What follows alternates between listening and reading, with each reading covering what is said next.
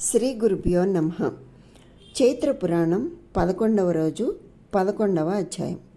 ఈ అధ్యాయంలో షోడశోపచార పూజని విస్తారంగా తెలియచేశారు మాండవ్య మహర్షి. శుక్లాంబరధరం విష్ణుం శశివర్ణం చతుర్భుజం ప్రసన్నవదనం ధ్యాయేత్ సర్వవిఘ్నోపశాంతయే. మాండవ్య మహర్షి ఈ విధంగా చెప్తున్నాడు.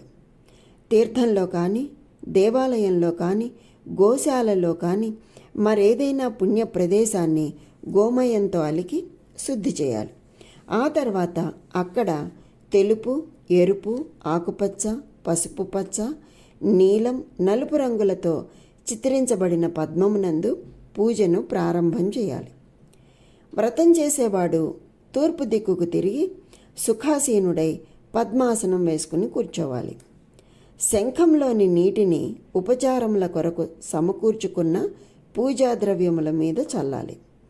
ఆ తర్వాత ధాన్యము, గ్రామంలోని రాయి లేక బంగారము లేక రాతితో తయారు చేయబడిన శ్రీరాముణ్ణి పూర్వము చెప్పిన ప్రకారంగా ధ్యానం చేయాలి.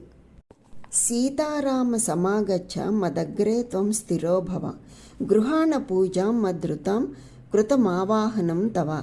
అంటే, ఓ సీతారామ, వచ్చి నా ఎదురుగా స్థిరంగా ఉండు, నా చేత చేయబడుచున్న పూజను స్వీకరించు అని ఆ మంత్రాన్ని చదివి ఆవాహన చేయాలి.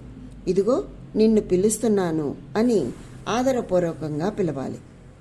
హిరణ్మయం రత్నయుక్తం నానాచిత్ర విచిత్రితం సింహాసనం సవర్చంతే ధ్యాసనార్థే దదామ్యహం. అంటే, అనేక చిత్ర విచిత్రములైన రత్నములు పొదగబడిన బంగారుమయమైన ప్రకాశవంతమైన సింహాసనమును నీకు ఆసనంగా సమర్పిస్తున్నాను నేను అంటూ నవరత్న ఖచ్చితమైనటువంటి సింహాసనాన్ని సమర్పిస్తున్నాను అంటూ ఆ సీతారాముని ఆ సింహాసనంపై కూర్చోబెట్టాలి. చందనాగరు సంయుక్తైర్జలైస్తీర్థ సముద్భవై పాద్యం గృహాణ శ్రీరామ మయా దత్తం ప్రసీదచ. అంటే, గంధము, అగరులతో కూడిన అనేక తీర్థముల నుండి పుట్టిన నీటితో, అంటే అనేక తీర్థముల నుండి తెచ్చిన నీటితో నాచే ఇవ్వబడుతున్న పాద్యమును తీసుకొని నన్ను అనుగ్రహించవయ్యా శ్రీరామ అంటూ ఆ స్వామికి పాదప్రక్షాళన చేయాలి. పుష్కరాదిషు తీర్థేషు గంగాదిషు సరిత్సుచ యత్రాయం తన్మయా నీతం దత్తమర్ఘ్యం గృహాణభో. అంటే, ఓ స్వామి, పుష్కరము మొదలైన తీర్థముల యందు, గంగా మొదలైన నదుల యందున్న ఏ పవిత్ర జలం నా చేత తీసుకురాబడిందో ఆ నీటితో నేను ఇస్తున్న అర్ఘ్యాన్ని స్వీకరించవయ్యా అంటూ చేతులకు అర్ఘ్యాన్ని సమర్పించాలి. సుగంధవాసితం తోయం బహుతీర్థ సముద్భవం ఆచమనార్థమానీతం గృహాణత్వం సురేశ్వర. అంటే, దేవతలకు ప్రభు అయినవాడా, అనేక తీర్థములందు పుట్టిన మంచి పరిమళభరితమైన నీరు తీసుకురాబడినది. ఆ నీటితో నేను ఇచ్చే ఆచమనీయాన్ని స్వీకరించు అంటూ తాగడానికి నీటిని సమర్పించాలి. హరిద్ర కుంకుమైర్యుక్తం సుగంధ ద్రవ్య మిశ్రితం సుగంధ స్నేహ సమ్మిశ్ర ముద్వర్తన మధాస్తుతే. అంటే, పసుపు, కుంకుమ, సుగంధ ద్రవ్యములతోనూ సుగంధభరితమైన నూనెతోనూ కలిపిన పిండిని నీకు నలుగు పెట్టుకోవడం కోసం సమర్పిస్తున్నాను అంటూ నలుగు పిండిని సమర్పించాలి.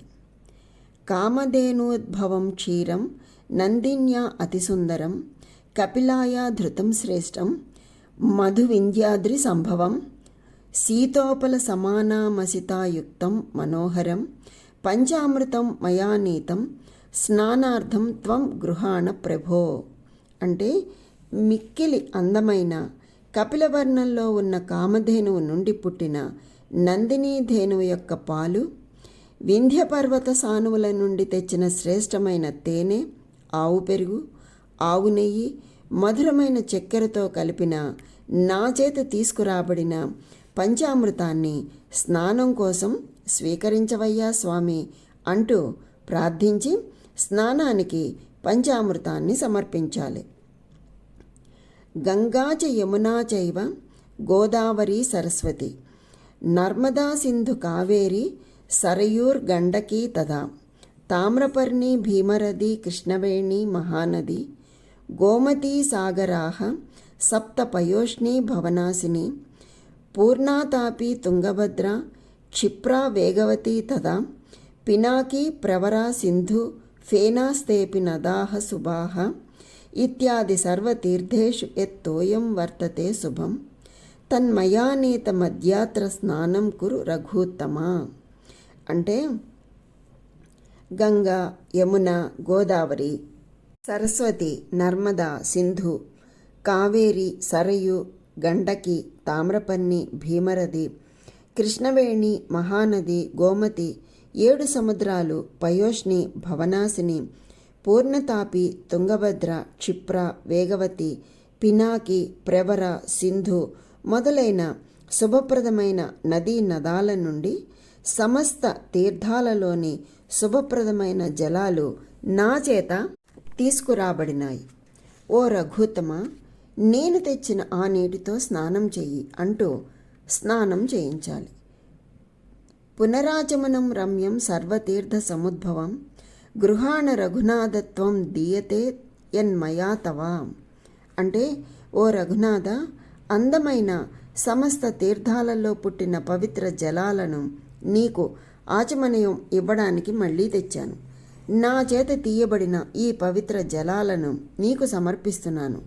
ఆ నీటిని పునరాచమనానికి స్వీకరించవయ్యా అంటూ ప్రార్థిస్తూ మళ్ళీ ఆచమనం ఇవ్వాలి. సువర్ణ తంతుభిశ్చిత్రం పీత కౌశేయ సంభవం వస్త్రయుగ్మం ప్రదాస్యామి గృహాణ రఘునాయక. అంటే ఓ రఘువంశ నాయక, బంగారు దారాలతో ఆశ్చర్యాన్ని కలిగించే పచ్చని పట్టు వస్త్రముల జతని ఇస్తున్నానయ్యా, స్వీకరించవయ్యా అంటూ ప్రార్థించి వస్త్రద్వయాన్ని ఆ రఘునాయకునికి సమర్పించాలి. శుద్ధం హేమమయం రమ్యం నవతంతు సముద్భవం బ్రహ్మగ్రంథి సమాయుక్తం బ్రహ్మసూత్రం ప్రగృహ్యతాం.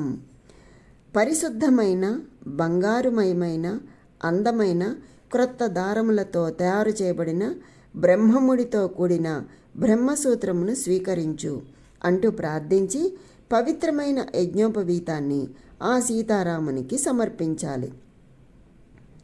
ముకుంద కుండలే రమ్యే ముద్రికా కంకణే తదా నూపురే రసనా మాలాః కేయూరే రత్నమండితే ఇత్యాదీన్ పరమాన్ దివ్యాన్ స్వర్ణమాణిక్య నిర్మితాన్ త్వదర్థంచ మయా నీతాన్నలంకారాన్ గృహాణభో. అంటే ఓ ప్రభు ముకుంద, రత్నములచే అలంకరింపబడిన కుండలములను, అందమైన ఉంగరములను, కంకణములను, నూపురములను, బంగారు హారములను, కేయూరములను, ఇంకా మణిమాణిక్యాలు కూర్చబడిన దివ్యమైన బంగారు ఆభరణాలను నీకోసం తెచ్చాను. ఆ దివ్యమైన బంగారు ఆభరణాలను, అలంకారాలను స్వీకరించవయ్యా అంటూ సమస్త ఆభరణములను ఆ జానకీపతికి సమర్పించాలి. ఛత్రంచ వ్యజనం రమ్యం చామరద్వయ సంయుతం త్వదర్థం చమయానీతం గృహ్ణీష్వ రిపుసూదన. ఓ శత్రు సంహారక, గొడుగు, విసన్కర్ర, అందమైన 2 చామరములు నీ కొరకే నా చేత తేబడినాయి. ఆ రాజలాంఛనములను స్వీకరించవయ్యా అంటూ ప్రార్థించి ఆ శ్రీరామచంద్ర ప్రభువుకి ఆ రాజలాంఛనములను సమర్పించాలి. సుగంధం చందనం దివ్యం కృష్ణాగరి విమిశ్రితం రక్తచందనం సంయుక్తం చందనం ప్రతిగృహ్యతాం. అంటే పరిమళభరితమైన దివ్యమైన చందనము, కృష్ణాగరు ఎర్రచందనములు కలిపిన మిశ్రమాన్ని దివ్యమైన శ్రీచందనముగా స్వీకరించవయ్యా అంటూ ప్రార్థించి దివ్యమైన గంధాన్ని స్వామికి సమర్పించాలి. అక్షతాశ్చ వరా దివ్య ముక్తాఫల వినిర్మితాః కస్తూర్యా కుంకుమే నాక్త గృహాణ పరమేశ్వర. ఓ పరమేశ్వర, కస్తూరి కుంకుమలతో కలిపిన దివ్యమైన ముత్యాలతో కూడిన శ్రేష్టమైన అక్షతలను తీసుకోవయ్యా అంటూ ప్రార్థించి అక్షతలను స్వామికి సమర్పించాలి.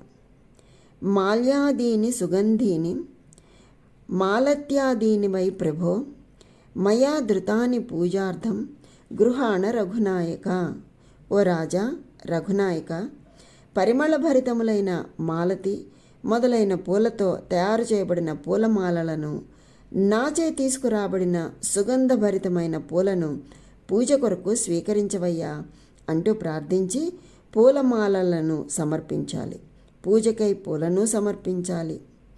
వానస్పత్యో రసోధూపో గంధాఢ్యో గంధోత్తమః ఆగ్రేయ సర్వదేవానాం ధూపోయం ప్రతిగృహ్యతాం. అంటే చక్కని పూలు పండ్లు ఇచ్చే పరిమళభరితమైన సువాసనలను వెదజల్లే చెట్లతోనూ తయారు చేయబడిన ఉత్తమమైన పరిమళభరితమైన సమస్త దేవతలకు ఉపయోగించే ఈ ధూపమును స్వీకరించి వాసన చూడవయ్యా అంటూ ప్రార్థించి ఆ జానకీపతికి ధూపాన్ని సమర్పించాలి. సాధ్యం త్రివర్తి సంయుక్త వహ్నినా యోజితం మయా దీపం గృహాణ భో రామ త్రైలోక్య తిమిరాపహ. ఓ శ్రీరామ, నేతితో తడిపిన 3 ఒత్తులకు అగ్నిని జోడించి నా చేత ఇవ్వబడుతున్న 3 లోకాల చీకట్లను తొలగింపజేయగల ద్వీపాన్ని స్వీకరించవయ్యా అంటూ ప్రార్థించి దీపాన్ని స్వామికి సమర్పించాలి. భక్ష్యం భక్తేన సంయుక్తం పాయసం ఘృత సంయుతం శర్కరా మధు సంయుక్తం నైవేద్యం ప్రతిగృహ్యతాం. అంటే పంచదార తేనెలతో కూడిన భక్తిని జోడించిన తినదగిన అపూపములను, నేతితో కూడిన పాయసమును నివేదన చేస్తున్నాను. ఆ నైవేద్యంను స్వీకరించవయ్యా అంటూ నైవేద్యములను స్వామికి సమర్పించాలి. ఫూగీఫల సమాయుక్తం నాగవల్లి దళేర్యుతం జాతితూర్య సమాయుక్తం తాంబూలం ప్రతిగృహ్యతాం. అంటే వక్క, జాజికాయ మొదలైన సుగంధ ద్రవ్యాలతో, పూగీఫల సమాయుక్తం అంటే వక్క, జాజికాయ మొదలైన సుగంధ ద్రవ్యాలతో కూడిన తమలపాకులతో చుట్టిన తాంబూలమును స్వీకరించవయ్యా అంటూ ఆ స్వామికి తాంబూలాన్ని సమర్పించాలి. హిరణ్య బ్రహ్మ సంభూతం వహ్ని తేజ సముద్భవం దీయతే దక్షిణార్థంతే గృహ్ణీస్వ రఘునందన. అంటే ఓ రఘునందన, పరంబ్రహ్మ నుండి పుట్టిన అగ్ని యొక్క తేజస్సు నుండి పుట్టిన బంగారాన్ని నీకు దక్షిణగా సమర్పిస్తున్నాను, తీసుకోవయ్యా అని ప్రార్థిస్తూ దక్షిణను సమర్పించాలి. ఓ రాజా, ఈ విధంగా ఆవాహన నుండి దక్షిణ వరకు 16 ఉపచారాలు నా చేత విస్తారంగా చెప్పబడ్డాయి. ఇకపై మిగిలిన చేయవలసిన పూజనంతటినీ చెప్తాను విను అన్నాడు మాండవ్య మహర్షి పుణ్యకీర్తి మహారాజుతో. ఇది భవిష్యోత్తర పురాణాంతర్గతమైనటువంటి చైత్ర పురాణంలోని 11వ అధ్యాయం సంపూర్ణం. కనుక ఆ శ్రీ మహావిష్ణువు యొక్క అనుగ్రహం అందరికీ కలగాలని కోరుకుంటూ స్వస్తి.